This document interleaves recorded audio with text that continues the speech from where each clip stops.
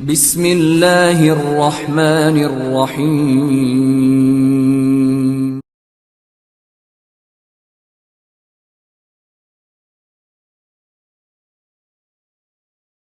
السلام علیکم ورحمۃ اللہ وبرکاتہ۔ وعلیکم السلام ورحمۃ اللہ۔ ماشاء اللہ سے جی جعفر بھائی کتاب کے اوپر سندی رجال اصول کتابوں کی اسناد ابان کی توثیق سب پر بات ہوگی ہے، آپ نے بڑا تفصیل سے چیزیں بتائی ہیں جی تو میں اب آپ سے یہ جاننا چاہوں گا کہ یہ اسلام کتاب تو میرے خیال میں بہت کم لوگوں نے پڑھی، جی بس وہ ایسے ہی سن لیتے ہیں جیسے مولانا صاحب نے کہہ دیا یا انجینئر مرزا جی نے کہہ دیا۔ یہ کتاب جھوٹی ہے، بلکہ مجھے تو لگتا ہے کہ انجینئر مرزا جی نے پڑھی بھی نہیں ہے۔ ایسا ہی ہے۔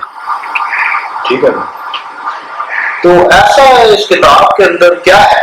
وہ اگر خلاصہ ہمارے سامنے آ جائے اس میں لکھا کیا ہے، کیا روایات ہیں، کتنی ہیں، اور ان کے مطلب مطابقات کیا ہے، تو آپ نے پہلے بھی وہ گفتگو کری ہے جی تو وہ ایک خلاصے کے طور پہ تاکہ لوگوں کو کوئی پتہ چلے، کوئی دلچسپی ہو کہ یار اس کتاب کو ہم جھوٹا تو کہتے ہی ہیں، سنی سنائی بات ہے، پڑھ بھی تو لینا ایک دفعہ اس میں لکھا کیا ہے، جی کوئی ایسی باتیں اس کے اندر لکھی ہے، رضیہ بٹ کا ناول ہے زیادہ خاصہ، یہ کتاب ہی ہے نا، جی وہ ایک خلاصہ اگر ہمارے سامنے آ جائے اس کتاب کے حوالے سے تو چلے لوگوں کو بھی سمجھنے میں آسانی ہو جائے۔ بسم اللہ الرحمن الرحیم۔ عابد بھائی، جس طرح آپ نے فرمایا کہ لوگ سنی سنائی باتوں پر چلتے ہیں اور تحقیق نہیں کرتے ہیں، اس کی زحمت نہیں کرتے ہیں، اور آج کا تو خصوصاً وہ گوگلز کے اسٹیکر ہی لوگوں کو تحقیق کے لیے کافی ہو جاتے ہیں، وہ ایک چیز یہاں سے انہیں مل جاتی ہے اسکین پیپر تو وہ اس پر ہی اپنا دعویٰ بھی کر دیتے ہیں اور مناظرے بھی شروع کر دیتے ہیں، تحقیق نہیں کرتے ہیں۔ دیکھیں، کتاب سلیم پر مکتب اہل بیت میں علماء نے مفصل کام کیا ہے، ان کی تحقیقات شائع ہو چکی ہیں، اب لوگ ان کی طرف اگر رجوع نہیں کرتے اور صرف مکھی پر مکھی مارتے ہیں، رٹی رٹائی باتیں کرتے ہیں، سنی سنائی باتیں آگے پھیلاتے ہیں، تو اس کے ظاہر ہے کہ انہیں خیال کرنا چاہیے۔ یہ خود جو محمد باقر انصاری زنجانی الخوئینی صاحب نے اس پر جو مقدمہ لکھا ہے تو انہوں نے مفصل اس پر بحث کی ہے، کتاب اسلام پر، سند پر، متن پر، تحقیق، تخریج، سب کام انہوں نے کیا ہے۔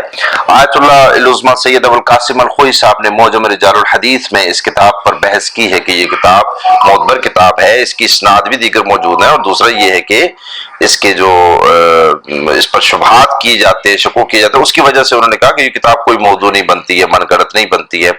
آیت اللہ مامکانی صاحب نے اپنی کتاب کے اندر اس کی وضاحت مفصل طور پر کی ہے تنقیح المقال میں، اور انہوں نے بتایا ہے کہ یہ کتاب صحیح ہے، معتبر ہے، ثابت ہے ہمارے ہاں، اور دیگر علماء نے بھی مختلف مقامات پر، یعنی جعفر مرتضیٰ العاملی صاحب ہیں، ہاشم الہاشمی صاحب ہیں، احمد سلمان صاحب ہیں، انہوں نے بھی مفصل اس پر عنوانات قائم کر کے اپنی کتابوں میں بتایا ہے کہ کیا بحث ہے اس کتاب کے متعلق، اور یہ معتبر قرار پاتی ہے۔ اس کتاب میں واقعات درج ہیں، نبی خاتم صلی اللہ علیہ وآلہ وسلم کی سیرت مبارکہ درج ہے، اور اس دنیا سے جانے کے بعد نبی خاتم صلی اللہ علیہ وسلم جب اس دنیا سے رخصت ہو گئے تو بعد میں اہل بیت اطہار علیہم السلام کی جو سیرت و کردار ہے وہ اس میں درج ہے، ان کی فضائل، ان کے شان، ان کے فرمان، ان کے ارمان، وہ سب کچھ اس میں موجود ہے۔ دیکھیں، جب ہم سندی طور پر بحث کرتے ہیں اور ابان پر بحث کرتے ہیں تو ہم نے پہلے بتایا کہ اگر ابان کو ایک شخص کہتا ہے کہ یہ صرف ابان کے طرق سے ہی ثابت ہے اور ابان کی کھڑی ہوئی ہے، میں اس کو جھوٹا مانتا ہوں، تو ہم اس کے مندرجات کو دیکھ لیتے ہیں، یعنی ایک آدمی کو آپ جھوٹا کہتے ہیں، ہم اہل سنت کو بھی یہ کہتے ہیں۔ اہل سنت نے کیا کہا؟ انہوں نے کہا ہمارے ہاں ابان کیا ہے؟ جھوٹا راوی ہے۔ اچھا، دلیل ہم پوچھتے ہیں دلیل کیا ہے ابان جھوٹا راوی ہے؟ وہ کہتے ہیں دلیل تو کوئی نہیں، بھی کسی نے کہا ہے جھوٹا ہے، تو کسی کا کہنا تو کوئی دلیل نہیں بن جاتا۔ اگر کسی نے کہا ہے اور اس سے اختلاف دوسرا بندہ کرتا ہے تو اب تو دلائل پر گفتگو ہوگی۔ اگر ابان جھوٹا ہے تو اہل سنت والجماعت کیا کریں؟ ابان کی جھوٹی حدیثیں سامنے لیں، کہیں کہ یہ دیکھو یہ ابان کی حدیثیں ہیں اور یہ ساری جھوٹی حدیثیں ہیں، تو پھر پتہ چل جائے گا نا کہ ایک بندہ ہے واقعی اس نے جھوٹ بولا ہے، یہ جھوٹ ہمارے یہاں اس کا ثابت ہے، وہ تو حدیثوں میں جھوٹ۔ بھائی جھوٹے آدمی کی شناخت کیسے ہوگی؟ کیونکہ وہ جھوٹ بول رہا ہوگا نا، مجھے آج کہیں گے، میں کہوں فلاں بندہ جھوٹا ہے، آپ کہیں گے کیسے پتہ چلا؟ تو میں کہوں اس نے یہ جھوٹ بولا، یہ جھوٹ بولا، یہ جھوٹ بولا۔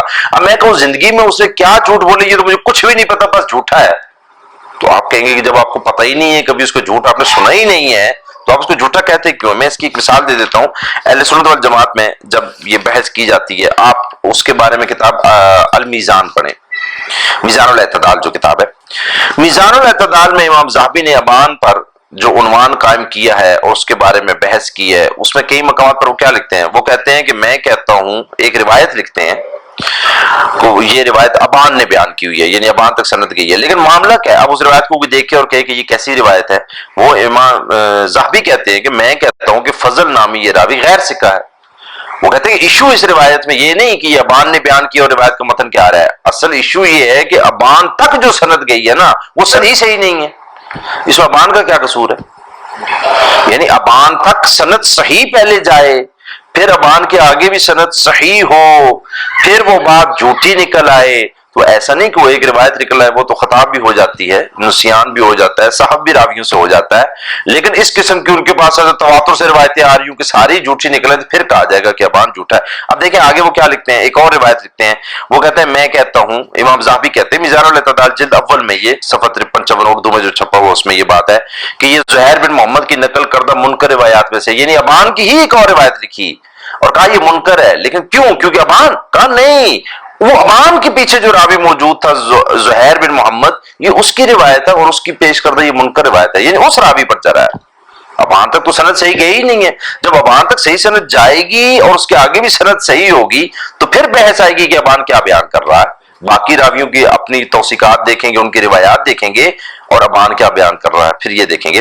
ابن عدی کہتے ہیں، میزان الاعتدال میں امام ذہبی نے نقل کیا، ابن عدی کیا کہتے ہیں؟ وہ کہتے ہیں مجھے امید ہے، ابان ابن ابی عیاش کے بارے میں، مجھے امید ہے اس نے جان بوجھ کر جھوٹ نہیں بولا ہوگا. یعنی ابان سے کوئی روایتیں ایسی آ جاتی ہیں کہ جس میں جھوٹ ہمیں شائبہ ہوتا ہے کہ بھئی یہ تو جھوٹی روایت ہے.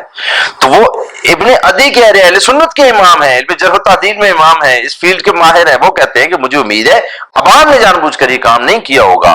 عام طور سے اس سے جو روایات منقول ہیں اس میں ضعیف روات کی وجہ سے ہے. وہ کہتے ہیں ایشو کیا ہے، اس چیز کو آپ سمجھیں. صرف یہ بحث کر دینا کہ ابان جھوٹا راوی ہے فلاں نے کہا ہے، یہ کوئی دلیل نہیں ہوتی ہے.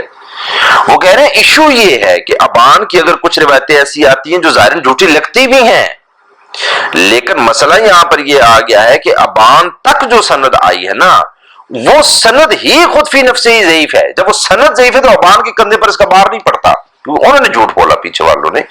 ابان کے کندھے پر اس وقت بار پڑے گا جب ابان تک کی سند صحیح ہو جائے گی، اور یہ نہیں کہ ابان تک کی سند صحیح ہو جائے، کوئی ایک سند صحیح ہو جائے فار ایگزامپل، اور آگے سے ایک روایت ایسی آ جائے کہ جس کا متن منکر ہو، جس کا متن صحیح روایات کے بالکل خلاف ہو، جس کا متن قابل احتجاج نہ ہو، تو آپ کہیں کہ نہیں اب ایشو یہ ہے کہ یہ تو پھر ابان جھوٹا ثابت ہوگا. تو کسی ایک دو روایتوں سے ایسا نہیں ہوتا ہے.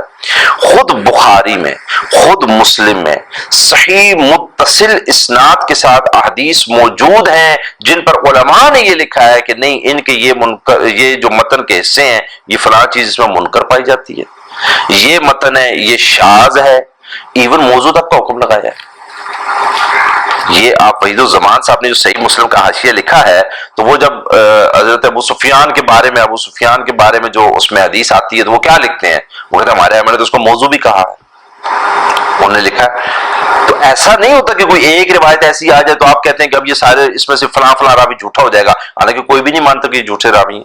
بخاری اور مسلم کی حدیثیں ہیں، وہ راوی ثقہ مانتے ہیں، لیکن کہتے ہیں اس کے متن میں کوئی ایسی چیزیں آ گئی ہیں کہ جس کی وجہ سے یہ لگتا ہے کہ یہ روایت جو ہے یہ منکر ہو گئی ہے، یہ شاذ ہو گئی ہے. تو ایک روایت سے کوئی فرق نہیں پڑتا.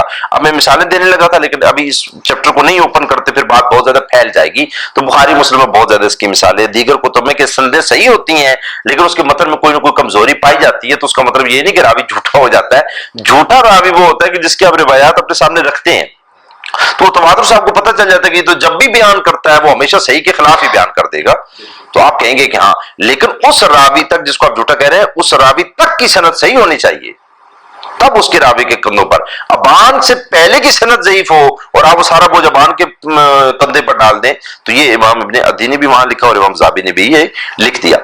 اب ہم کہتے ہیں کہ یہ کتاب آگے ایک بندہ ابان پر اشکال کر دیتا ہے، وہ کہتا ہے کہ نہیں یہ بندہ جھوٹ بولتا ہوگا. تو ہم کہتے ہیں کہ ظاہر ابان کی جو بھی روایات ہے یہ وہ کتاب سلیم میں ہی ہے نا، تو ہم کتاب سلیم کو دیکھ لیتے ہیں. یہ کون سی کوئی ایسی کتاب ہے کہ جس کو زندگی میں پڑھا نہیں جا سکتا؟ اب یہ جو اردو یہ عربی میں تحقیق کے ساتھ شائع وہ یہ میرے پاس مختصر ہے، اس کی مفصل تحقیق 3 جلدوں میں، یہ 632 اس کے صفحات ہیں، اور انہوں نے ٹوٹل اس میں جو حدیثیں وہاں پہ جمع کی ہیں وہ حدیثیں انہوں نے جو نمبر لگائے ہیں ان کی نمبرنگ کے مطابق ان کے 98 حدیثیں ہیں اس میں ٹوٹل، 98 حدیثیں آپ پڑھ لیں بھائی۔ 98 میں سے عابد بھائی اگر 95 حدیثیں صحیح نکل آتی ہیں، میں مثال دیتا ہوں، اور 3 حدیثوں کے متن میں کسی جگہ پہ، کیونکہ حدیثیں بہت طویل ہیں اس میں، ایسا نہیں ہے کہ چھوٹے چھوٹے کلمات ہیں، واقعات ہیں چونکہ اس میں، اور 3 روایات ایسی آتی ہیں جس میں چھوٹے موٹے کوئی ایسا مسئلہ نکل آتا ہے تو ابان کے اسے جھوٹا بن جائے گا؟ وہ جھوٹا ہوگا تو وہ 95 کیسے صحیح بیان کر گیا؟ تو لہٰذا اگر کوئی ابان پر جرا کرتا بھی ہے تو پہلی بات تو یہ ابان کی کتاب نہیں ہے، یہ سلیم کی ہے، وہ تو صرف نقل کر رہا ہے، اگر صحیح الحفظ ہے بھی تو وہ نقل کر رہا ہے۔ دوسری بات کہ اگر کوئی نہیں اس کتاب میں جھوٹ لکھا ہے تو پھر وہ دکھائے نا، ہمیں بتائے کہ یہ دیکھو یہ کتاب ہے، مثلا اس میں 98 روایتیں ہیں، تو وہ کہے اس میں 50 روایتیں میں دکھاتا ہوں جھوٹی ہیں ساری، پھر ہم کہیں گے کہ ہاں واقعی سوچنے کی بات ہے، اتنی روایتیں کیسے جھوٹی ہو گئیں؟ ضعیف روایتیں کتابوں میں آ جاتی ہیں، منکر و شاذ متن ہو جاتے ہیں، 1-2 روایتیں، اس کی وجہ سے کتاب پر یا راوی پر کوئی اثر نہیں پڑتا ہے۔ ہم اس کے مندرجات کو دیکھتے ہیں۔ ایک بات تو ہم نے کر لی کہ جو مواعظ میں، تاریخی واقعات میں جو چیزیں آتی ہیں اس میں سندی اتنی اسٹرکٹلی یعنی کہ ہم تحقیق نہیں کرتے ہیں، اہل سنت بھی ہو جائیں یا تشیع بھی ہو جائیں، تو وہ تو اس کتاب میں جتنے بھی عنوانات بیان ہوئے ہیں اس میں تو آپ کو یہ سوچنے کی ضرورت ہی نہیں ہے کہ اس کتاب کا راوی ابان ہے، اس میں آپ کو کسی قسم کی کوئی ٹینشن لینے کی ضرورت نہیں ہے۔ اب اس کے متن میں جو چیزیں بیان ہوئی ہیں ہم دیکھتے ہیں کہ ان کی حیثیت کیا ہے۔ ابان اور سلیم ان دونوں کو نکال کر راویوں کو جو اس کتاب میں لکھا ہوا ہے، اب سلیم کو بھی نکال دیتے ہیں، ابان کو بھی نکال دیتے ہیں۔ اب دیکھیں کہ اس متن کی حیثیت کیا ہے۔ اگر وہ متن صحیح ثابت ہو جائے تو پھر آپ کیسے کہیں گے کہ ابان نے جھوٹ بولا، سلیم نے جھوٹ بولا؟ کیسے کہہ سکتے ہیں؟ وہ تو متن ہی صحیح بیان کر رہا ہے، جھوٹا ہوگا تو وہ صحیح متن کے خلاف چیزیں بیان کرے گا، صحیح روایات کے مطابق تو نہیں بیان کرے گا، مسلمات کے مطابق تو وہ چیزیں نہیں بیان کرے گا۔ اب میں آپ کو، چونکہ تشیع کی کتاب ہے تو حق کیا بنتا ہے کہ اس کو تشیع کی کتابوں پر پرکھا جائے گا۔ اب ایسا نہیں ہے کہ ایک بندہ شیعہ کی روایت اٹھائے اپنے اہل سنت کی روایت کے ساتھ ملا کر کے، چونکہ ہمارے اہل سنت میں اس کے خلاف روایت پائی جاتی ہے لہذا تمہاری یہ روایت جھوٹی ہے، نہیں، وہ شیعہ روایت ہے تو شیعہ کی کتاب پر پرکھی جائے گی کہ شیعوں کی دیگر جو کتب ہے اس میں جو حدیث اور واقعات بیان ہوئے ہیں اس میں یہ چیز بیان ہوئی ہے یا نہیں ہوئی ہے۔ اب اس کتاب کے اندر عابد بھائی کہ جتنا بھی امامت کے بارے میں کانسیپٹ بیان ہوا کہ امام 12 ہوں گے، امام حسین علیہ السلام کی نسل سے 9 ہوں گے، آخری مہدی علیہ السلام ہوں گے، پہلے علی علیہ السلام ہے، اور پھر ان ائمہ کی شان میں قرآن میں کون کون سی آیات آئی ہیں، نبی خاتم صلی اللہ علیہ وآلہ وسلم کے کون کون سے ارشادات آئے ہیں، یہ جو پورا عنوان ہے، یہ پورا عنوان یہ تشیع کے مسلمات میں سے ہے جو اس کتاب میں بیان ہوا۔ امام 12 ہے تشیع کے مسلمات میں سے، اجماع ہے نا ان کا، وہ صرف کتاب سلیم میں تو نہیں لکھا نا، وہ تو ان کی کتابیں آپ پڑھ لیں بھری ہوئی ہیں، اور ایسے راویان سے روایتیں جس میں نہ سلیم ہے نہ ابان ہے، متواتر حدیث، اجماع ہے اس پر ہمارے مسلمات میں۔ امام 12 پہلے کون؟ مولا علی، 12ویں کون؟ امام مہدی، 9 امام کہاں سے آئیں گے؟ امام حسین علیہ السلام کی نسل میں سے آئیں گے۔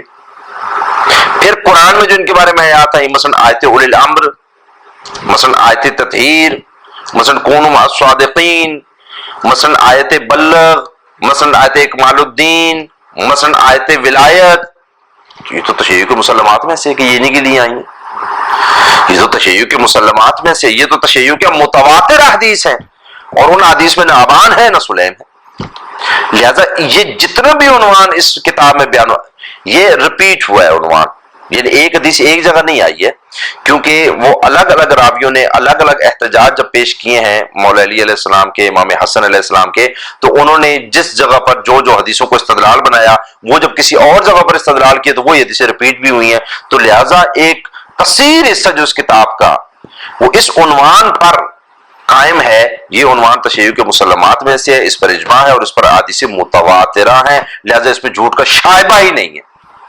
ابان اور سلیم دونوں کو آپ نکال بھی دیں تو کچھ فرق نہیں پڑتا، یہ ہماری دیگر کتابوں میں مسلمات ہیں ہمارے، یہ ثابت ہے۔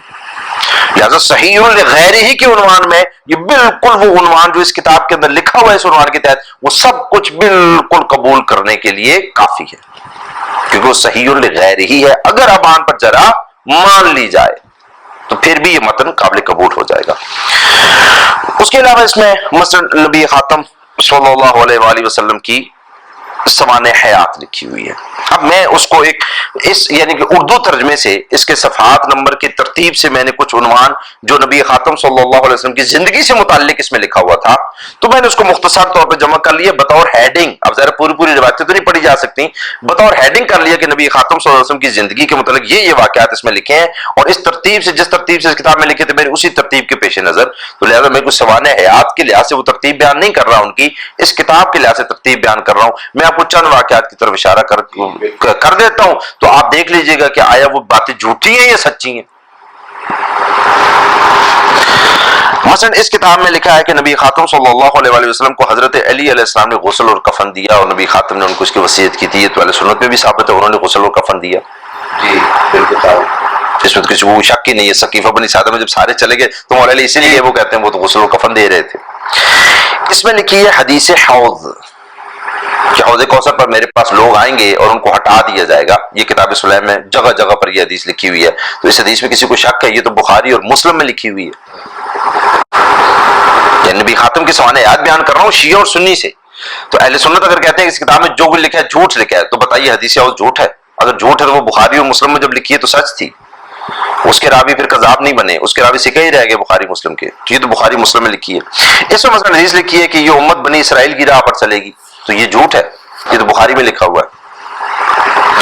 اس میں مثلا حدیث ہے کہ تعویل قرآن پر حضرت علی علیہ السلام ایسے جنگ کریں گے جیسے میں نے تنزیل قرآن پر جنگ کی تھی. اس میں کیا جھوٹ ہے؟ یہ تو اہل سنت کی صحیح روایات میں بیان ہوا ہے.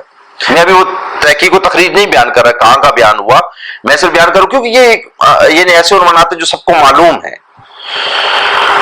اس میں حدیث ثقلین لکھی ہوئی ہے. حدیث ثقلین پر یعنی ابقات الانوار کتاب حامد لکھنوی صاحب نے لکھی ہے, مستقل کتاب اسی عنوان پر لکھی گئی ہے. آیت اللہ محمد صلی نجفی صاحب نے مستقل کتاب اسی عنوان پر حدیث ثقلین پر لکھی ہے. آفتاب حسین جوادی صاحب نے مستقل اسی عنوان پر کتاب لکھی ہے حدیث ثقلین, اور دیگر بھی باقاعدہ کتب اس عنوان پر موجود ہیں. تو حدیث ثقلین تو اہل سنت میں ثابت ہے, اس میں تو کسی کو کسی شک و شبے کی گنجائش ہی نہیں ہے. اس میں مثلا لکھا ہوا ہے کہ لوگوں نے نبی خاتم صلی اللہ علیہ وسلم سے اپنے نسب کے بارے میں بے جا سوالات کرنا شروع کیے تو نبی خاتم صلی اللہ علیہ وسلم غضبناک ہو گئے. یہ نبی خاتم کی زندگی کا ایک واقعہ لکھا, یہ تو بخاری میں لکھا ہوا ہے واقعہ, تو کیا یہ واقعہ جھوٹ ہے؟ جس طرح اس میں لکھا ہوا ہے کہ جب ابن ابی کے جنازے پر جو حضرت عمر تھے انہوں نے نبی خاتم صلی اللہ علیہ وسلم کو روکا, تو کیا یہ جھوٹ ہے؟ یہ تو بخاری میں لکھا ہوا ہے انہوں نے روکا تھا, اور شیعوں کی کتاب الکافی میں بھی لکھا ہوا ہے کہ یہ روکا تھا صحیح سند کے ساتھ. اس میں لکھا ہے کہ جب صلح حدیبیہ کا معاملہ ہوا تو حضرت عمر بن خطاب نے نبی خاتم صلی اللہ علیہ وسلم کے پاس آ کر کچھ کلمات کہے کہ اب یہ کیوں کر رہے ہیں وہ کیوں کر رہے ہیں, تو کہا یہ جھوٹ ہے؟ یہ تو بخاری مسلم میں لکھا ہوا ہے واقعہ. اس میں مثلا یہ لکھا ہوا ہے کہ نبی خاتم صلی اللہ علیہ وسلم نے بتایا کہ میرے بعد بہت سے فتنے آئیں گے اس امت میں, فتنوں کی پیشن گوئی گئی. یہ جھوٹ ہے, یہ تو متواتر حدیث ہے شیعہ سنی کی کہ انہوں نے بتایا ہے کہ میرے بعد بہت سے فتنے آئیں گے. اس میں لکھا ہوا دعوت ذوالشیرہ کہ نبی خاتم صلی اللہ علیہ وآلہ وسلم نے اعلان نبوت کے بعد پہلی دعوت دی ہے, اپنے گھر پر لوگوں کو بلایا اور فرمایا ہے کہ کون ہے جو یہ کام کرے گا اور میرا وزیر بنے گا, تو مولا علی علیہ السلام کھڑے ہو گئے. تو کیا یہ جھوٹ ہے؟ یہ تو بالکل صحیح روایت ہے. اس روایت کے بارے میں آپ کو عرض کر دوں, یہ مسند امام احمد ابن حنبل میں بھی ہے, مستدرک الحاکم میں بھی ہے, تفسیر ابن کثیر میں بھی ہے. امام حاکم بھی اس کو صحیح کہتے ہیں, امام ذہبی بھی اس کو صحیح کہتے ہیں, محمد شاکر بھی اس کو صحیح کہتے ہیں, اور حافظ زبیر علی رضی بھی اس کو صحیح کہتے ہیں. اس میں لکھا ہوا ہے خیبر کا واقعہ کہ خیبر کی جنگ کے لیے کس طرح رسول خدا نے مولا علی علیہ السلام کو بلایا اور ان کو علم عطا کیا. کیا یہ جھوٹ ہے؟ یہ تو بخاری مسلم میں لکھا ہوا ہے. اس میں لکھا ہوا ہے کہ سورہ توبہ کی تبلیغ کے لیے حضرت ابوبکر کو نبی خاتم صلی اللہ علیہ وسلم نے بھیجا, اور بعد میں فرمایا کہ نہیں علی علیہ السلام اس کی تبلیغ کے لیے جائیں گے کیونکہ وہ میرے اہل میں سے ہیں. کیا یہ جھوٹ ہے؟ یہ تو اہل سنت میں لکھا ہے, سنن ترمذی کی حدیث ہے. حافظ زبیر علی زئی بھی اس کو صحیح کہتے ہیں, حافظ امام ذہبی بھی, امام البانی بھی اس کو صحیح کہتے ہیں, امام حاکم بھی اس کو صحیح کہتے ہیں, امام ذہبی بھی اس کو صحیح کہتے ہیں. اس میں لکھا ہوا ہے کہ علی صاحب فرماتے ہیں کہ خلوت میں جناب رسول خدا صلی اللہ علیہ وسلم سے سوال کرتا تھا, اور جب خاموش ہوتا تھا تو رسول خدا مجھے وہ باتیں بتانا شروع کر دیتے تھے, خود سے کچھ باتیں. کیا یہ جھوٹ ہے؟ یہ تو خصائص علی میں لکھا ہوا ہے, امام نسائی کی جو کتاب ہے صحیح سند کے ساتھ لکھا ہوا ہے. اس میں نبی خاتم صلی اللہ علیہ وسلم کا لکھا ہوا ہے کہ نبی خاتم نے فرمایا کہ جس نے مجھے خواب میں دیکھا تو اس نے مجھے ہی خواب میں دیکھا. کیا یہ جھوٹ ہے؟ یہ تو اہل سنت اور تشیع متواتر حدیث ہے, متواتر ہے. نظم المتناصر میں اس کو لکھا گیا ہے, متواتر حدیث پر وہ کتاب لکھی گئی ہے. اس میں نبی خاتم صلی اللہ علیہ وسلم کا فرمان لکھا ہوا ہے کہ امت 73 فرقوں میں بٹ جائے گی اور ایک حق پر ہوگا. کیا یہ حدیث جھوٹ ہے؟ یہ تو اہل سنت میں مقالات حافظ زبیر علی زئی نے لکھا ہے کہ یہ حدیث متواتر ہے ہمارے یہاں، بہت سی طرق سے آئی ہے۔ اس میں لکھا ہوا ہے کہ نبی خاتم نے فرمایا جو مجھ پر جان بوجھ کر جھوٹ باندھے گا اس کا ٹھکانہ جہنم ہوگا۔ کیا یہ حدیث جھوٹ ہے؟ یہ تو نظم المتناصر کتاب میں لکھی ہے کہ یہ حدیث متواتر ہے۔ اس میں لکھا ہوا ہے کہ جب نبی خاتم صلی اللہ علیہ وآلہ وسلم کو زہر سے شہید کیا گیا، کیا یہ جھوٹ ہے؟ یہ تو بخاری میں لکھا ہوا ہے کہ زہر سے شہید کیا گیا۔ اس کے علاوہ اس میں دیگر جو واقعات لکھے ہیں، وہ متنازع جو مسائل آئیں گے نا شیعہ سنی جن پر بحثیں کرتے ہیں، وہ میں الگ سے بیان کروں گا۔ اب یہ نبی خاتم صلی اللہ علیہ وسلم کی سیرت کے متعلق انہوں نے جو احادیث اپنی بیان کی یا ان کی زندگی کے جو واقعات تھے وہ اس کتاب سے میں نے آپ کو مختصر فہرست کے طور پر پڑھ کے بتا دیے۔ تو بتائیے یہ سارے واقعات تو خود اہل سنت کی مین اسٹریم کی کتابوں میں لکھے ہیں اور بالکل صحیح اسناد کے ساتھ ان کے یہاں ثابت ہیں، تو اس میں جھوٹ کیا ہے؟ کیا جھوٹ بولا ابان نے؟ کیا جھوٹ بولا سلیم نے؟ کچھ بھی جھوٹ نہیں، سب کو سچ بیان کیا۔ تو یہ جو پورشن ہے جو نبی خاتم صلی اللہ علیہ وسلم کی حیات مبارکہ کے متعلق ہے وہ سب کو تو شیعہ سنی مان رہے ہیں۔ ابان کیسے جھوٹا ہو جائے گا؟ سلیم کیسے جھوٹا ہو جائے گا؟ اب مسئلہ یہ آتا ہے اصل میں جو حافظ زبیر مولوی اسحاق صاحب اور انجینئر صاحب بات کرتے ہیں کہ اس میں ایسے واقعات لکھے ہوئے ہیں جس کی وجہ سے لگتا ہے کہ صحابہ سے کچھ ایسے عمل سرزد ہوئے کہ جس کی وجہ سے نبی خاتم صلی اللہ علیہ وآلہ وسلم کو بھی اذیت پہنچی اور ائمہ اہل بیت اطہار علیہ الصلوۃ والسلام کو بھی اذیت پہنچی، اہل بیت اطہار علیہ الصلوۃ والسلام کو بھی اذیت پہنچی۔ لہذا یہ کہتے ہیں یہ تو سارا سلیم نے باتیں کر دی ہیں، سلیم نے بیان کر دی ہیں، ان کے تو آپس میں معاملات ٹھیک تھے، وہ تو شعر و شکر تھے۔ اصل وہ اس عنوان کو لے کر وہ چاہتے ہیں کہ سلیم کی کتاب کو مجروح کر دیں اور وہ کہتے ہیں سلیم نے یہ سب جھوٹ کڑا، یہ کچھ بھی بیان نہیں ہوا۔ یہ مولوی صاحب کی ویڈیو موجود ہے، وہ کہتے ہیں جو بھی ظلم لکھے گئے ہیں نا یہ تو بس سلیم نے کر کے بیان کر دیے ہیں۔ اچھا کیا بیان کر دیا سلیم نے؟ میں آپ کو مثال دیتا ہوں۔ اس میں اصحاب الصحیفہ کی روایت موجود ہے، اصحاب الصحیفہ کی۔ ایک بندہ کہتا ہے کہ نہیں یہ تو ابان نے کر دی، نہیں یہ تو سلیم نے بیان کر دی ہے۔ اب سارے شیعہ روایت ہے نا، شیعہ کتاب ہے، تو شیعہ کتابوں کی طرف ہم مراجعت کریں گے نا کہ شیعہ کتاب میں یہ ہے یا نہیں ہے۔ یہ اصحاب الصحیفہ کی جو روایت اس میں موجود ہے وہ 4 سندوں کے ساتھ الکافی میں موجود ہے، 4 مقامات پر آئی ہے، الگ الگ سندوں کے ساتھ آئی ہے، صحیح سند سے ثابت ہے۔ اس میں ابان بھی نہیں ہے، اس میں سلیم بھی نہیں ہے۔ اس روایت کی بنا پر میں کیا ابان پر جرح کر دوں یا سلیم پہ جرح کر دوں؟ اور تفسیر قمی میں آئی ہے اس سند کے ساتھ جو الکافی میں نہیں تھی، الگ سند کے ساتھ آئی اور صحیح سند کے ساتھ روایت آئی، یہی اصحاب الصحیفہ کی روایت، تو وہ ہمارے یہاں ثابت ہے روایت۔ اس میں مثلا یہ روایت آئی کہ جب غدیر خم کے مقام پر نبی خاتم صلی اللہ علیہ وآلہ وسلم نے یہ فرمایا کہ علی علیہ السلام اس کے مولا ہیں، جس کا میں مولا ہوں اس کے علی مولا ہیں، تو کچھ صاحب وہاں تھے تو انہوں نے کہا یہ دیکھو نبی خاتم صلی اللہ علیہ وسلم یہ معاذ اللہ ایسے آنکھیں گھماتے ہیں جیسے کوئی مجنون ہوتا ہے۔ تو انہوں نے نبی خاتم صلی اللہ علیہ وسلم پر تہمت لگائی کچھ لوگوں نے وہاں کھڑے ہو کر۔ تو اب اس کتاب میں لکھا ہے، کوئی مسئلہ نہیں، یہ تو الکافی میں بھی لکھا ہوا ہے اور الکافی کی صحیح روایت میں لکھا ہے جس میں نہ ابان راوی ہے نہ سلیم راوی ہے۔ اس روایت کے جھوٹ سے کیا تعلق ہے؟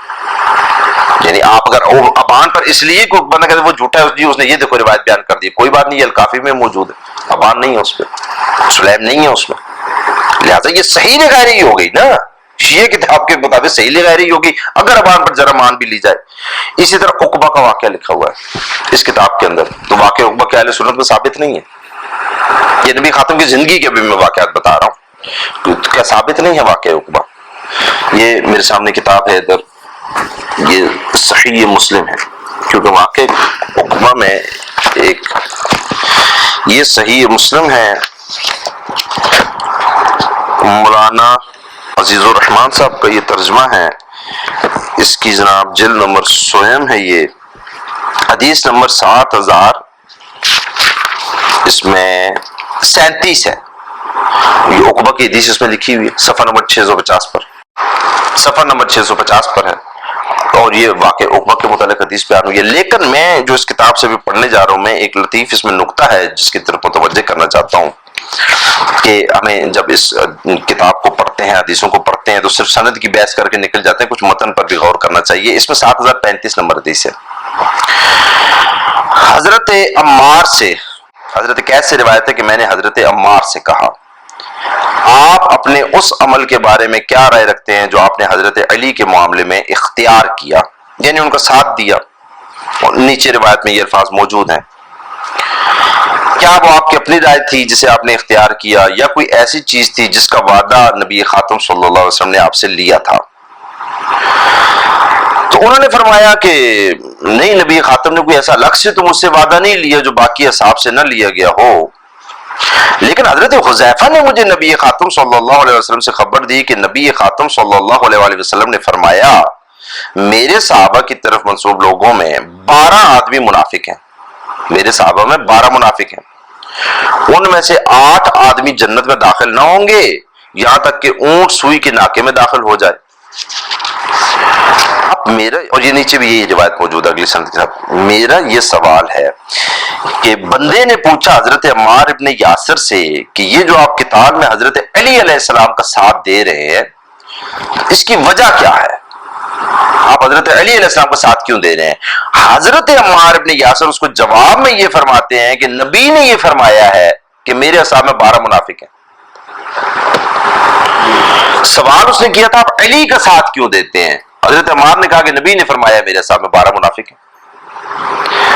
سوال کرنے والے نے پلٹ کر نہیں پوچھا کہ عمار ابن یاسر سے کہ میں نے تو آپ سے پوچھا آپ علی کا ساتھ کیوں دے رہے ہیں، یہ جو اصحاب میں 12 منافق ہیں اس کا اس سے کیا تعلق بن رہا ہے؟ اس کا مطلب ہے کہ وہ جواب سننے والا سمجھ گیا کہ کوئی تعلق بن رہا ہے.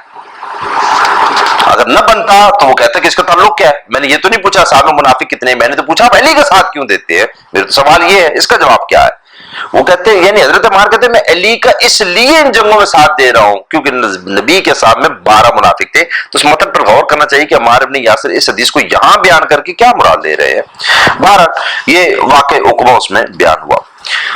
آج میں یہ نبی خاتم صلی اللہ علیہ وسلم کی سیرت کے متعلق میں نے آپ کو بتایا کہ اس میں کیا لکھا ہوا ہے، جو واقعات لکھے ہیں وہ شیعہ سنی کتابوں سے ثابت ہے، اس میں کوئی ایسی چیز نہیں کہ آپ اس کو جھوٹ کہہ دیں اور آپ کہیں کہ ابان جھوٹ بول گیا یہ سلیم نے یہ کیوں لکھ دیا.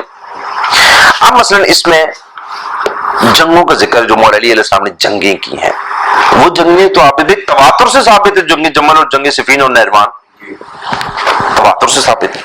اچھا ان جنگوں میں مولا علی علیہ السلام اپنے مخالفین کو خطاب کریں گے اور خطاب کر کے کیا کریں گے، مولا علی علیہ السلام کیا کہیں گے؟ یعنی مولا علی علیہ السلام سے ایک بندہ سامنے جنگ کرنے آیا ہوا ہے، مولا علی علیہ السلام جب بھی اس سے خطاب کریں گے تو کیا بات کریں گے؟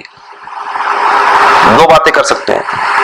نمبر 1 یہ کہیں گے کہ میں حق پر ہوں لہذا تم ہماری اتباع کرو، تم جو کچھ کر رہے ہو غلط کر رہے ہو، یہ بات کہیں گے اس سے. نمبر 2 اسے برات کا اعلان کریں گے کہ تم یہ کام کر رہے ہو چونکہ یہ غلط ہے لہذا بروز قیامت تمہیں اس کا حساب اللہ کے ہاں دینا ہوگا، اسے اس قسم کی نصیحت اور وصیت کریں گے. اب یہ جنگوں کے زمن میں مولا علیہ السلام کے جتنے بھی کلمات ہیں کہ اپنے مخالفین سے انہوں نے کیا کیا احتجاج کیا، اس میں کس کو اشکال ہے؟ جب جنگ ہوتی ہے تو یہی احتجاج کیا جاتا ہے، اپنے حق پر ہونے کو بیان کیا جاتا ہے اور دوسرے کو یہ بتایا جاتا ہے کہ تم جو کر رہے ہو اس کی وجہ سے خدا کی بارگاہ میں تمہاری پکڑ ہوگی. تو لہذا اس نہج البلاغہ میں بھی ہیں. اور اہل سنت میں آپ دیکھیں یہ انجینئر صاحب خود بھی بیان کرتے رہتے ہیں، مولوی اسحاق بیان کرتے تھے، حافظ بہل زئی کہتے ہیں، یہ روایتیں صحیح ہیں کیا کہ مولوی صاحب کیا کرتے تھے؟ قنوت نازلہ پڑھتے تھے. تو قنوت نازلہ کس کام کے لیے پڑھتے تھے؟ راضی ہو کر، انہیں حق پر سمجھ کے پڑھتے تھے قنوت نازلہ.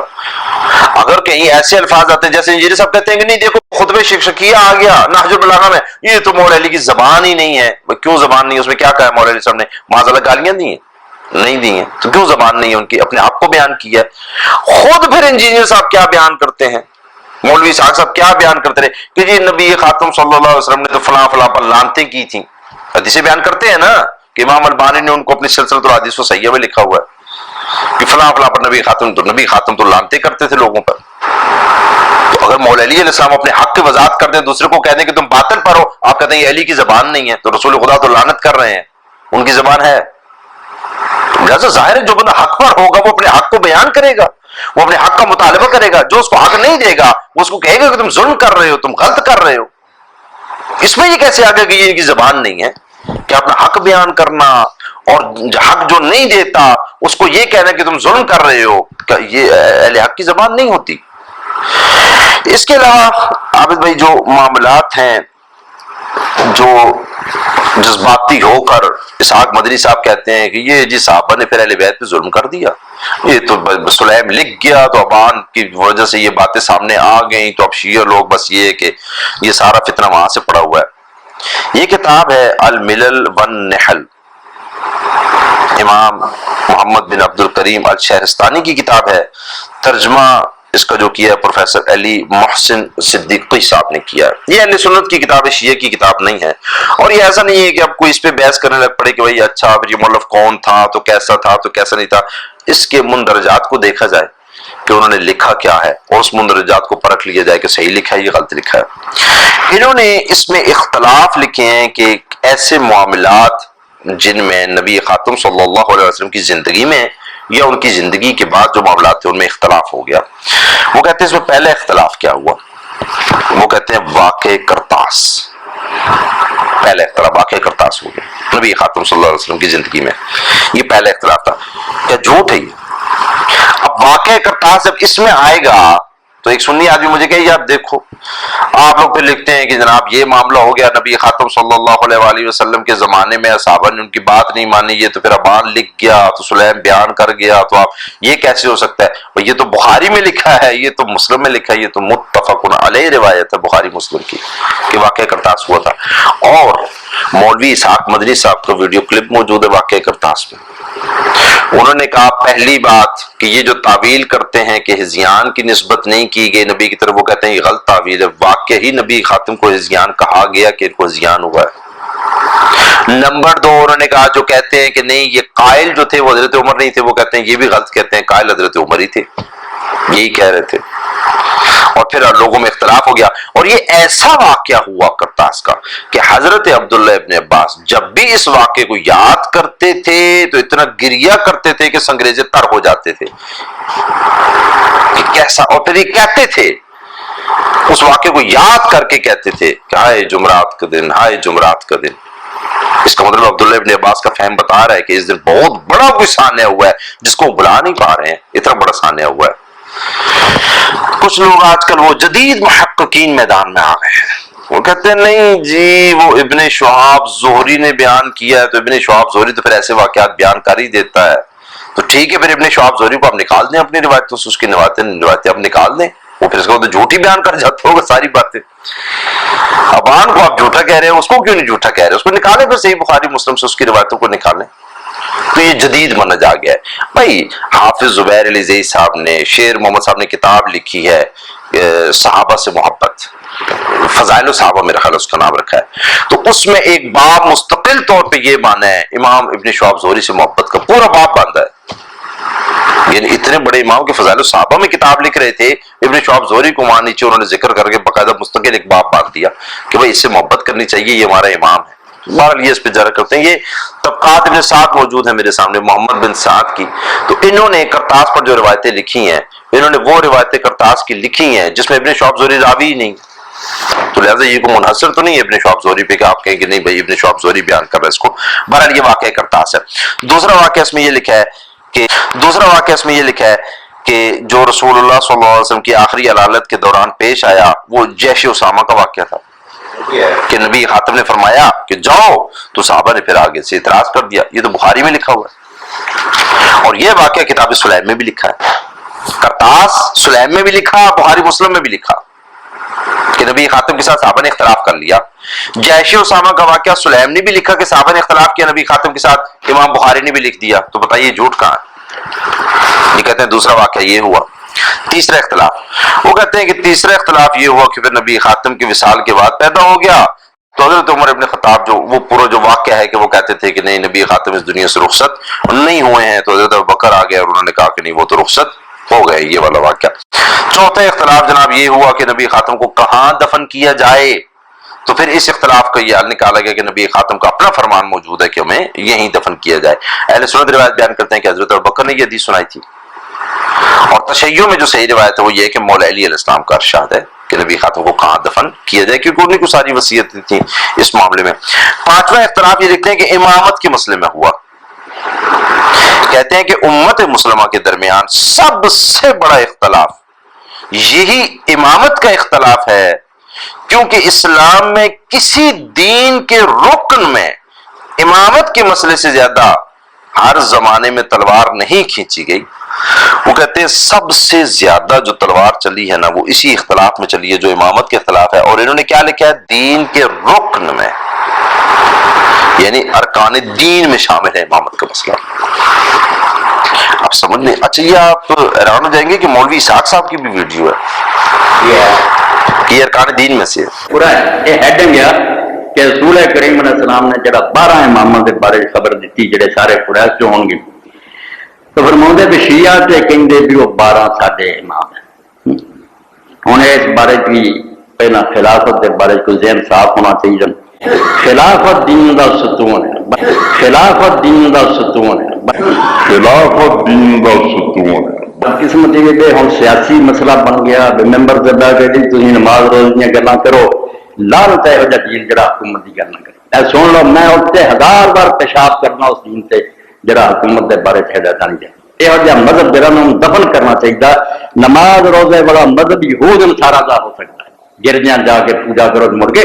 इस्लाम एक दीन है जरा पूरी जिंदगी की ज़ाब्ता दसदा, और जिवें मस्जिद की बाज़ो नसीहत करदा, वजू नमाज दसदा, इदां ही असैम्बलियां और मुल्क के मामलात चलाउंदी आती कि जो मसला अरकान दीन में से हो, आप कहते हैं कुरान ने उसको एड्रेस ही नहीं किया है। अरकान दीन में एड्रेस नहीं किया कुरान ने, हदीस ने उसको एड्रेस ही नहीं किया। किस सिफात के साथ किसी को अपना हुक्मरान आपने चुनना है, किस तरीके के साथ आपने चुनना है, न कुरान ने बताया न हदीस ने बताया। और है क्या मसला का, वो तो अरकान दीन में से है। तो इस तरह इनके अरकान दीन बन जाते हैं माशाल्लाह से। हमारे यहाँ तो कुरान हदीस में है ना इमामत का मसला। इमामत के बारे में इसमें मुफस्सल मौला अली अलैहि सलाम के एहतजाज मौजूद हैं और आइम्मा इस्ना अशर के बारे में मुफस्सल जिक्र मौजूद है। लिहाजा ये इमामत का जो मसला है, ये जो इख्तलाफात हुए बाद में असहाब के दरमियान, सकीफा का वाक़या जो हुआ, जो इसमें भी लिखा हुआ है, ये सकीफा का वाक़या तो खुद बुखारी में लिखा हुआ है। सकीफा में गए, सहाबा के दरमियान क्या मुहाजिरीन और अंसार में क्या इख्तलाफ हुआ, फिर मुहाजिरीन में और अली अलैहिस्सलाम के दरमियान, अहले बैत अतार बनी हाशिम के दरमियान क्या इख्तलाफ हुआ, ये तो सारा कुतुब अहले सुन्नत में लिखा हुआ है, किताब में सकीफा में लिखा हुआ है। लिहाजा इसमें तो झूठ का शायबा तक नहीं है जो सकीफा का वाक़या है। छठा इख्तलाफ वो कहते हैं कि बाग़ फदक और नबी करीम सल्लल्लाहु अलैहि वसल्लम की मीरास के मामले में रोनुमा हुआ।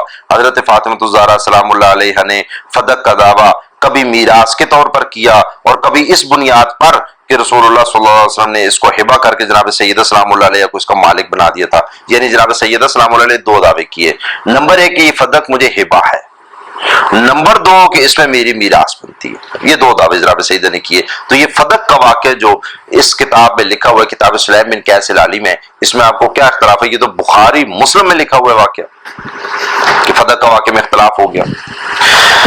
अब यहाँ पर आकर मौलवी इस्हाक साहब ने लेक्चर रिकॉर्ड कराए तो उन्होंने कहा असल में इशू ये है कि जो हिबा का मामला है ना, ये तो सही सनद से साबित नहीं है। हालांकि अहले सुन्नत में भी सही सनद से साबित है कि हिबा का मुकदमा कायम किया गया। जनाब सैयद सलामुल्लाह अलैहि ने मांगा और कहा कि ये नबी खातम मुझे हिबा फरमा गए थे, और शिया में भी सही सनद के साथ ये बात साबित है कि हिबा का मामला हुआ। नबी खातम ने ये हिबा फरमा दिया जनाब सैयद सलामुल्लाह अलैहा को, और जनाब सैयद सलामुल्लाह अलैहा ने इसका तकाजा किया, उन्हें ये बतौर मिल्कियत नहीं दिया गया, इनसे छीन लिया गया। और फिर जनाब सैयद सलामुल्लाह ने फरमाया कि अगर ये हिबा के मामले में नहीं देते तो फिर मीरास के मामले में फिर भी मेरे ही हक बनता है। उन्होंने कहा कि नहीं, आपकी तो मीरास भी नहीं बनती इस मामले में। अच्छा, इस मामले में इंजीनियर साहब आ गए मैदान में जी, तो उन्होंने कहा कि वो चूंकि मौलवी इस्हाक साहब के अंदर मुकल्लिद हैं, तो अब मौलवी इस्हाक साहब ने कहा नहीं, असल में इशू मैं आपको समझाता हूँ, ये तो मैनेजेरियल इशू था। तो इंजीनियर साहब ने कहा हाँ, मौलवी इस्हाक साहब सही कहते हैं, ये तो मैनेजेरियल इशू था। मैं आपको सिर्फ यानी इन लोगों की जहालत का आप अंदाजा लगा, इनसे क्या दलील क्या है, कौन सी रिवायत है बुखारी और मुस्लिम में? फदक की जितनी रिवायतें निकाल के देखो, पूरी कुतुब सित्ता से निकालो। मैं कहता हूं कुतुब सित्ता के अलावा भी फदक की जितनी रिवायात है में सबको निकालो, कोई एक रिवायत लो कि जनाब सैयदा ने फरमाया हो कि मुझे इस जागीर फदक का निगरान बना दो, कोई एक रिवायत लेके आओ। वो तो कह रही है मुझे मीरास दो, आप कह रहे हैं वो बताओ निगरानी मांग रही थी। ये मकलात सुनना है, गुलाम मुस्तफा ज़हीर अमनपुरी की किताब है, सफर नंबर 149 पर कि सैयदा फातिमा सलामुल्लाह अलैहा, ये मैं कह रहा हूँ सलामुल्लाह अलैहा, और सैयदना अबू बकर के पास आई और कहने लगी आपका वारिस कौन होगा। जनाब सैयदा ने पूछा अबू बकर से कि आपका वारिस कौन होगा, तो حضرت ابوبکر نے جواب دیا کہ میرے بیوی بچے. یہ نگرانی کا سوال ہو رہا ہے کہ آپ کے مال کا نگران کون ہوگا؟ تو انہوں نے کہا میرے بیوی بچے ہوں گے. آپ کا وارث کون ہوگا؟ ان کا میرے بیوی بچے. تو جناب سیدہ سلام اللہ علیہ بولی پھر کیا وجہ ہے کہ میں نبی کریم صلی اللہ علیہ وسلم کی وارث نہیں بن رہی؟ یہ لکھتے ہیں سنن الکبریٰ للبیہقی وسند حسن، اس کی سند حسن ہے. یہ میرے سامنے کتاب موجود ہے ترمذی کی، ترمذی میں یہ روایت موجود ہے. نبی خاتم صلی اللہ علیہ وسلم کا ترکہ باب کا نام ہے، 812 نمبر اس کا صفحہ ہے، 1661 روایت نمبر ہے. حضرت ابو ہریرہ سے روایت ہے کہ جناب سیدہ سلام اللہ علیہ حضرت ابو بکر کے پاس آئیں اور پوچھا کہ آپ کا وارث کون ہوگا؟ فرمایا میرے گھر والے اور میری اولاد. تو حضرت فاطمہ تو زہرا سلام اللہ علیہ نے فرمایا کہ مجھے کیا ہے، میں کیوں اپنے والد کی وارث نہیں بنتی؟ تو حضرت ابو بکر نے فرمایا اس لیے کہ میں نے نبی سے سنا ہمارا کوئی وارث نہیں ہوتا. اس کی سند صحیح ہے، حسن سند کی روایت ہے یہ. اب آپ مجھے یہ بتائیے کہ جناب سیدہ سلام اللہ علیہ جو میراث کا تقاضا کر رہی ہیں، وہ کہہ رہی ہیں کہ آپ کا وارث کون ہے؟ وہ کہتے ہیں میری بیوی بچے. تو وہ کہتے ہیں نبی کی وراثت ہو؟ وہ کہتے ہیں نہیں میں نے حدیث سن رکھی ہے.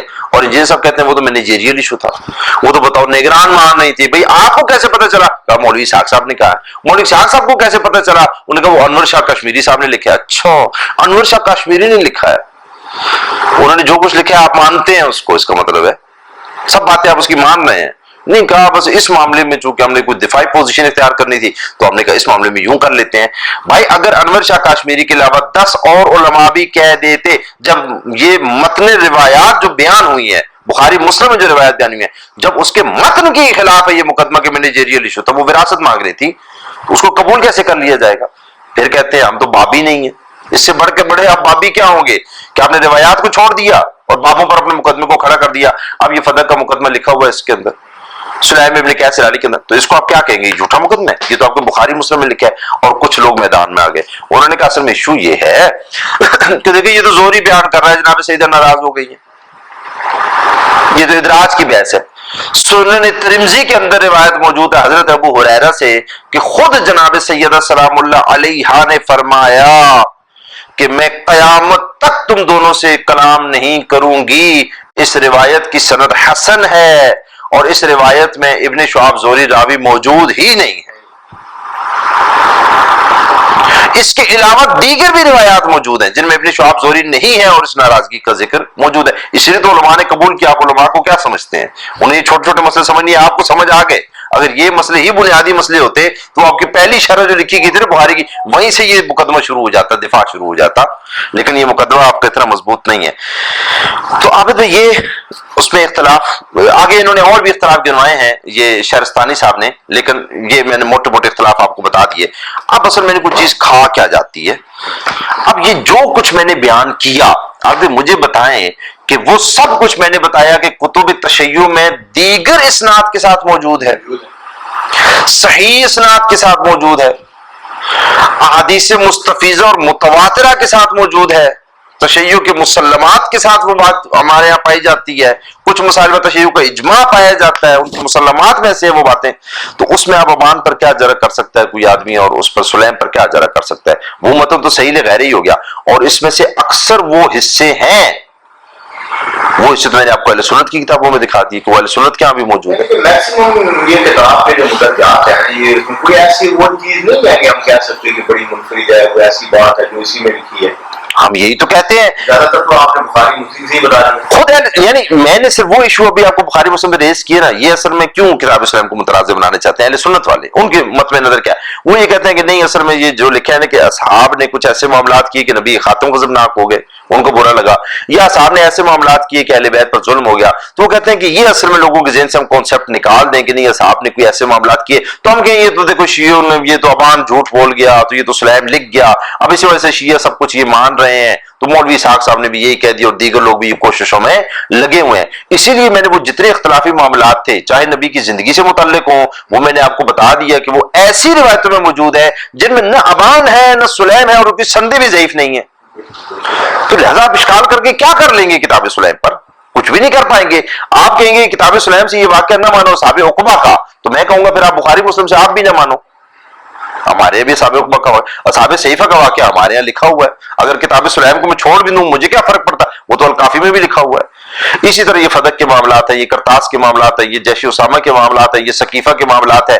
अब ये आखिरी बात इनके पास क्या रह जाती है, असल में ये पूरा इन्होंने बहस की, ये असल में क्या करना चाहते हैं, ये कहते हैं ये कि वो देखो ना जनाब सईद सलामुल्लाह अलैह को शहीद कर दिया उन्होंने।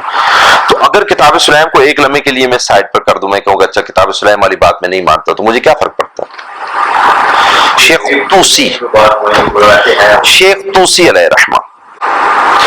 तूसी अलैहि रहमा ने लिखा कि इस पर हमारा इजमा है कि जनाब सईद सलामुल्लाह अलैह शहीद हुई हैं और उनको कैसे कैसे शहीद किया गया, इत्तफाक है हमारा। शेख तूसी अलैहि रहमा ने इजमा नकल किया। दौरे हाजिर तक आप चले जाएं तो आयतुल्लाह आसिफ मुहसनी ने लिखा कि अहदीस मुतवातिरा रिवायात वो जो आई हैं जनाब सईद सलामुल्लाह अलैह के क़ज़िये में उनकी शहादत, वो कहते हैं ये तो मुतवातिर है हमारे यहाँ, तवातुर से साबित है हमारे यहाँ जनाब सईदा की शहादत। और जो हदीसों का काम आज से चंद सदियों पहले अल्लामा बाकर मजलिसी ने किया, उन्होंने मिरातुल उकूल की शरह में लिखा कि हमारे यहाँ तवातुर से साबित है कि जनाब सईद सलामुल्लाह अलैह शहीद है। तवातुर का मतलब क्या होता है, ये इतने जाहिल हैं कि ये कहते हैं नहीं वो एक अबान अकेला रावी अबान। अच्छा अकेला अगर रावी अबान होगा तो तवातुर कायम हो सकता है, मुख्तलिफ तरीक होते हैं उसमें। भाई अगर एक ही रिवायत होती शिया में फॉर एग्जांपल शिया में एक ही रिवायत होती अबान वाली, तो फिर तवातुर को हुक्म कैसे लगता, और फिर या तो उसी को कॉपी करते हैं। तो तवातुर का मतलब तो यही है ना कि बहुत सी रिवायतें आ गई, तवातुर से साबित हो गया ना। वो कहते हैं नहीं सिर्फ अबान ने पेश किया। तो हमारे यहाँ मैंने आपको शेख तुसी को बताया, अल्लामा मजलिसी अलैहि रहमा को बताया, आसिम मोहसिन साहब का तवातुर के साथ साबित है।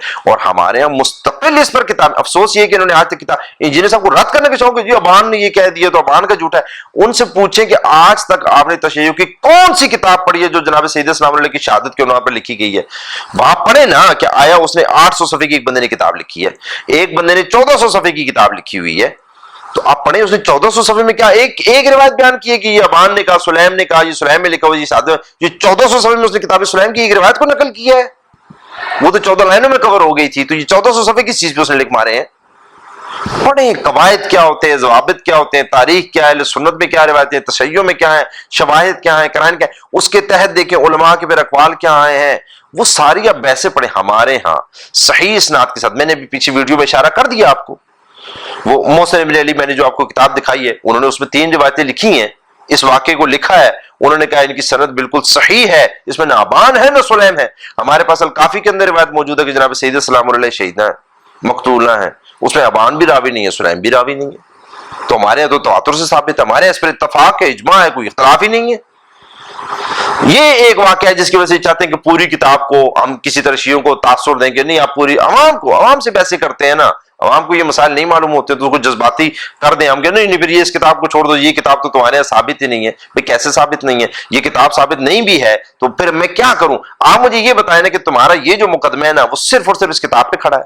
अब चूंकि ये साबित नहीं है तो ये मुकदमा तुम्हारे यहाँ साबित नहीं है। वो लेके आए ना मेरे सामने बात, वो लेके आए, मुझे भी तो पता चले, फिर मैं सोचूं ना, खुद सोचूं कि यार सुलैम में एक चीज लिखी है, ये तशय्युह में भी नहीं मौजूद कहीं पर, ये अहले सुन्नत में भी कहीं पर नहीं मौजूद, और इसकी तो कोई शवाहिद और कराइन है ही नहीं, ये तो मुमकिनात में से है ही नहीं चीज, तो मैं सिर्फ इसमें लिखी हुई बात को क्यों मानूं। फिर मैं भी कहूंगा ना कि हाँ यार इस बात को छोड़ देना चाहिए। मुझे दिखाए ना वो कितनी रिवायात है। मैंने आपको बताया कि आप उलमा शिया के पास चले जाएं, किताब सुलैम को उठा के ले जाएं, उसमें बताएं कि इसमें कौन सी चीजें हैं जो आप नहीं मानते। वो कहेगा मैं सब मान रहा हूं। अगर वो इक्का दुक्का चीजें ऐसी आ भी जाएंगी तो उससे किताब में क्या फर्क पड़ता है। वो मजमूई तौर बुखारी मुस्लिम में ऐसी चीजें मौजूद हैं मतन रिवायत में, जिनके ऊपर इमाम इब्न हजर अस्कलानी ने, इमाम अलबानी ने, इमाम हाफिज इब्न कसीर ने, इमाम दारकुतनी ने इन्होंने इश्कालात किए हैं बुखारी मुस्लिम के अंदर। तो क्या वो पूरी किताब उठा के फेंक देंगे ये मौजू किताब हो गई है? नहीं, सही सनद से रिवायतें आई हैं, उन्होंने कहा नहीं ये मुनकर है, ये शाज़ है, हो जाती हैं।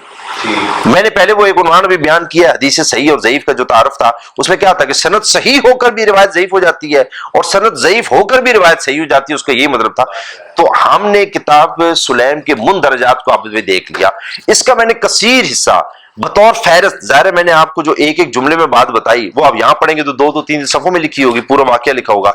बतौर फहरिस्त मैंने आपको किताब सुलैमान में बता दिया कि इसमें क्या कुछ लिखा है। इसमें वही कुछ लिखा है जो शिया और सुन्नी के यहाँ मुत्तफ़क़ुन अलैह भी चीजें हैं, और कुछ चीजें जो मुत्तफ़क़ुन अलैह नहीं बन सक रही हैं, मतलब वो तशय्युअ के तख़स्सुसात में से हैं, मतलब इस्मत की कुछ रिवायतें आ जाती हैं या दीगर, तो वो हमारे तशय्युअ के मुसल्लमात में से हैं, उस पर हमारे तशय्युअ का इजमा है, उस पर हमारे मुतवातिर अहदीस मौजूद हैं, तो हमें तो कोई मसला नहीं है। लिहाजा मुंदरजात को दे। अब ये सबसे बड़ी दलील हो गई आबिद भाई कि अगर कल कोई मुझे कह दे कि देखो इब्न अल-गज़ाली ने कहा है कि अबान झूठा रावी है और उसने ये किताब वज़ा की है, या फलां ने कहा है, तो मैं कहूंगा कि मेरे यहां तो दलील से साबित है कि अबान इब्न उबैया सच्चा आदमी है।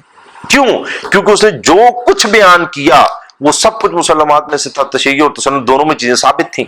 वो इक्का दुक्का चीजें अगर वो नहीं भी साबित होती तो मैं कह रहा हूं वो कानून अप्लाई होगा, लेकिन वो इक्का दुक्का चीजों के लिए होता है ना, वो तो हर किताब में चीजें आपको मिल जाती है। कुरान के अलावा कोई किताब ऐसी नहीं है कि जिसमें लेकर पहले लफ्ज से लेकर आखिरी लफ्ज तक सब कुछ बिल्कुल सही हो जाए, लेकिन मजमूई तौर पर इस किताब में जो कुछ लिखा है वो तशय्युअ तसन्नुद में साबित है। मैं कहूंगा अगर किसी ने अबान को झूठा कहा भी है तो मुझे उसकी दलील ला कर दो, क्योंकि मेरे नजदीक अबान को झूठा कहने की कोई दलील नहीं है, इसलिए कि जब उसके मुंदरजात को मैंने पढ़ा तो वो तशय्युअ तसन्नुद में सही रिवायात में मौजूद थे, तशय्युअ तसन्नुद ने उन चीजों को कबूल कर लिया।